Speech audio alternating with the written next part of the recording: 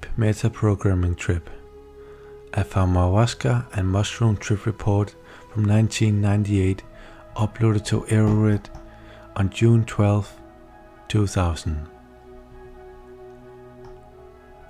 Saturday, December the 6th, I finally got the opportunity to try DMT, something I had been looking forward to for some time. Through a complex series of coincidences, synchronicities, I was introduced to an urban shaman who was running ayahuasca sessions from his home. I was invited to participate in the next session. I arrived around 5:15 p.m. I was introduced to my two fellow travelers. Then we sat around and discussed the details of the impending session.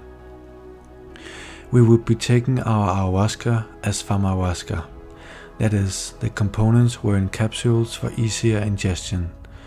We took the harmine/harmaline mixture first, 400 milligrams, 266 of which was harmine HCl and 133 milligram harmaline HCl.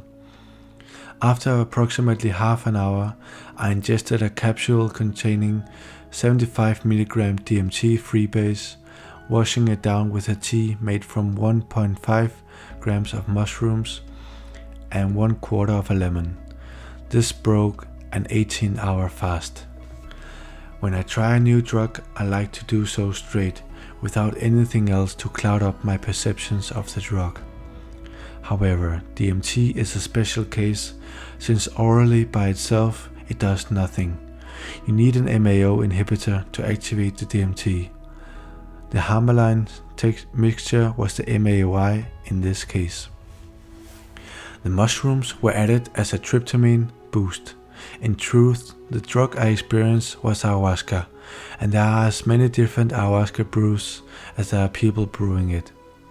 As the effects became apparent, I began to feel ill. As is often the case with my mushroom trips, my nausea and the psychedelic effects developed side by side. Our guide was playing music for us. I began to get very deeply involved with the music. It sounded extraordinarily clear. My nausea continued to increase. I was thinking about a lot of things that I felt were somewhat out of hand in my life. I was focusing on a lot of negative aspects of my life. I was disconcerted and wasn't much enjoying the trip. I had the thought that this wasn't about enjoyment, but about healing. I felt like the spirit of ayahuasca or DMT was suffusing my being and healing me. It felt like it was raking through my soul, finding all that the twisted up clots and breaking them up, integrating them with the rest of my being. I am amazed at just how much I got done. My mind was moving at incredible speed. I think I examined almost every aspect of my being. Every time I found something out of sorts, I was able to examine it easily and fix it. It was like I was being taught how to operate my mind, and to a lesser degree, my body. It felt like the DMT contained or unlocked operating instructions for my brain. When I came across emotionally sensitive spots, I would feel the pain associated with them, but was still able to examine the problem and reach a solution. The whole time I felt remarkably clear-headed. The DMT felt very at home in my brain. It didn't have a lot of psychedelic noise associated with it. It didn't have that tendency to drift into strange tangents like LSD and mushrooms sometimes do. It was similar to, but different than, the clarity I experienced on 2CB. About an hour or so into it, I puked. It was a painful, violent vomit, probably the worst I have ever experienced. While I was throwing up, I wasn't thinking about anything but my stomach. I was busy being sick for a while. When I finished, my guide was there to hand me a tissue and take my bucket away. Being sick was very cathartic. Soon afterwards, I was able to move away from all the negativity that had been the focus of the first part of my trip. I moved on to other areas. My thoughts were very fluid, flowing and easy. I was able to look deeply into any aspect of whatever I was thinking about. I was able to pull out and examine my relationships from many different angles. I feel like I escaped my expectations and was able to look at things very clearly.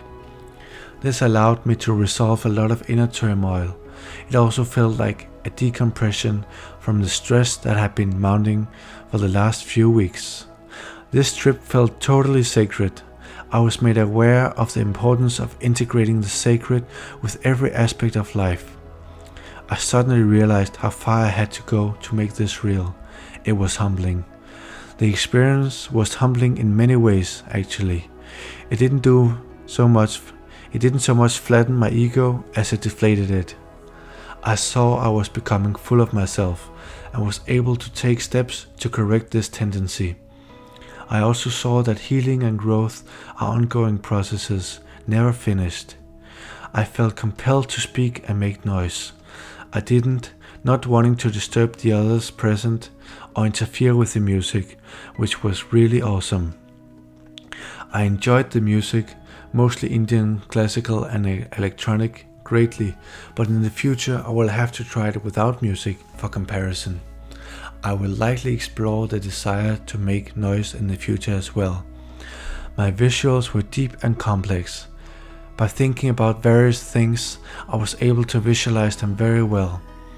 I would think about something I was doing and see the results of this action. It was like, if you keep doing this, then this will happen. That was very interesting and quite useful. The traces or trails were amazing. LSD trails are almost strobe-like after images of movement. 2CB trails are somewhat smeary. DMT trails contained whole geometries. They were deep, almost as if you could fall into them. My perceptions and awareness felt heightened. I was able to go into a trance of sorts, but a substantially different trance than mushrooms evoke. I felt more in control, or at least more lucid during trance parts, and the trance kind of came and went. I suspect this may be dose related. This trip felt very evolutionary. I thought about my own evolution and helping others to evolve. I also was very aware of my connections with the past, my parents, grandparents, etc., and to the future, my child and any future children I might have. I thought about my children. I was able to see how events there shaped my current behavior. I saw what my parents had done right and where I could improve on that. I had this idea of drug as molecular language. As I was thinking about this, the phrase "mushrooms are a dialect of DMT" popped into my head. I saw the tryptamine family like a language family, with DMT as the prototype language and the rest as descended from it. I gave a lot of thought to the book Stranger in a Strange Land by Robert Heinlein. It is one of my favorite books, and I thought about how it had affected me and thousands or millions of other people. I was awed by the beauty of it and took a moment to thank Ra for writing it. The ideas presented therein are very psychedelic, and I recommend it to anyone who hasn't read it. After some time, I was feeling more sober, and I sat reflecting on the experience. I was amazed at the incredible density and clarity of the trip. I feel like I examined nearly every aspect of my existence. I think I could spend months unraveling it all. My mushroom trips have a similar depth, but they are generally more cosmic and far out, and therefore harder to remember. DMT was very clear and to the point. I smoked some cannabis with my guide and one of my fellow travelers, and we all settled down to sleep. My sleep was light but refreshing. I woke in excellent spirits at around 8:30 a.m. I'm eager to try smoking DMT as a comparison. I understand, to a degree, the speed of DMT. It felt like greased lighting in my mind. It raced through my ideas and my visions came almost too fast to be absorbed. I experienced so much during the trip, it is hard to remember it all.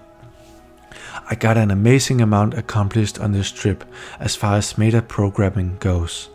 I was able to think through and resolve several knotty issues I have been dealing with, and it gave me new perspective on a few that resisted easy solutions. I look forward to my next opportunity to experience this state.